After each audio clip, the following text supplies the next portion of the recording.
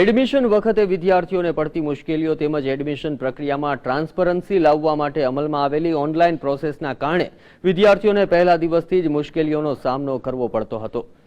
વિદ્યાર્થીઓને વહેલા એડમિશન લેવાની લાઈનમાં ધક્કા ખાવાનો વારો આવ્યો હતો।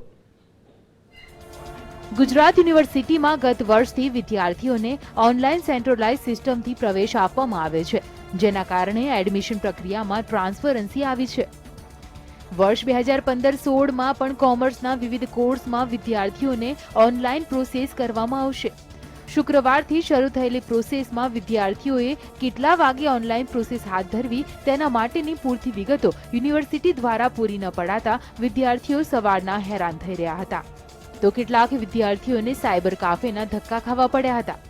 કે આજથી ઓનલાઈન ફોર્મ ચાલુ થશે, બટ સવારના લાઈનમાં ઊભા છે, કંઈ આવતું નથી અને ક્યાંની એરર દેખાડે છે। પિનકોડ નંબર નાખે છે તો એમાં બી એરર આવે છે। શું કહેવા માંગે છે ખાસ કરીને અહીંયાથી જે યુનિવર્સિટીના જે માણસો છે તે શું કહે છે? એ લોકો કહે છે તમે કલાક 2 કલાક વેઇટિંગમાં ઊભા રહો, પણ તેઓ બી ક્યાંના ઊભા છે, કંઈ મેળ પડતો નથી। કોમર્સ સેક્શનમાં જે ફોલ્ટ, ઓનલાઈન રજિસ્ટ્રેશનમાં જે ફોલ્ટ છે તેના દ્વારા ઘણા વિદ્યાર્થીઓ મુશ્કેલીમાં મુકાયા છે। શું મુશ્કેલી પડી છે ખાસ કરીને?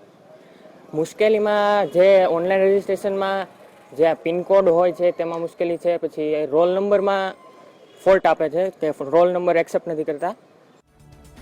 ગુજરાત યુનિવર્સિટી અંતર્ગત વિવિધ કોલેજોમાં ઓનલાઈન પ્રવેશ માટે ધોરણ 12નું રિઝલ્ટ ગુજરાત યુનિવર્સિટીની સાઇટ પર મોડું અપલોડ કરાતા વિદ્યાર્થીઓના ડેટા અપલોડ થવામાં વિલંબ થયો હતો, જેના કારણે વિદ્યાર્થીઓનો પિન નંબર ગુજરાત યુનિવર્સિટીની સાઇટ પર ખોટો બતાવતો હતો।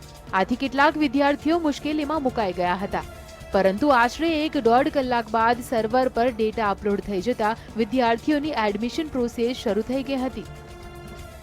અમે લોકો અહીંયા સવારના આવ્યા છે, પણ એરર આવે છે તો પછી અત્યારથી એડમિશન મળતું નથી। એમ સવારમાં ચિંતા થોડી થવા માંડી છે કે હવે એડમિશન નહીં મળે તો શું થશે। એમ અત્યારથી એડમિશન નથી મળતું તો પછી પાછળના દિવસોમાં જે કીધું છે એમાં કેવી રીતે અમને એડમિશન મળી શકશે? એરર આવે છે તો પણ એ જ, અને જેને આમ થોડાક ઓછા ને એવા આવ્યા હોય તો પછી અમને ખાસ કરીને ચિંતા થાય, કારણ કે અત્યારે એરર આવે છે, પછી પાછળ ભરશે તો કેવી રીતના આવશે?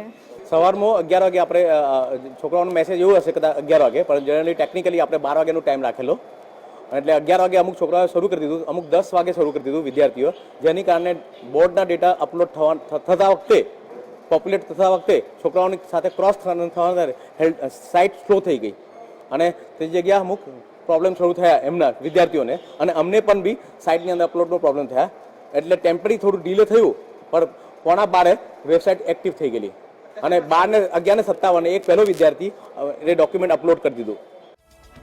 રાજ્યની સૌથી મોટી ગણાતી ગુજરાત યુનિવર્સિટીના સત્તાધીશોને એડમિશન પ્રોસેસની વિવિધ તારીખો માટે પહેલેથી જ જાણ હતી, તેમ છતાં ડેટા અપલોડેશનનું કામ એડવાન્સમાં ન કરવામાં આવ્યું, ત્યારે ગુજરાત યુનિવર્સિટીના સત્તાધીશો પણ આગ લાગે ત્યારે કૂવો ખોદવા જવાય તે કહેવતને અનુસરતા હોય તેમ લાગી રહ્યું છે। કેમેરામેન જીતુ મકવાણા સાથે પ્રતિક જાદવ, GSTV, અમદાવાદ।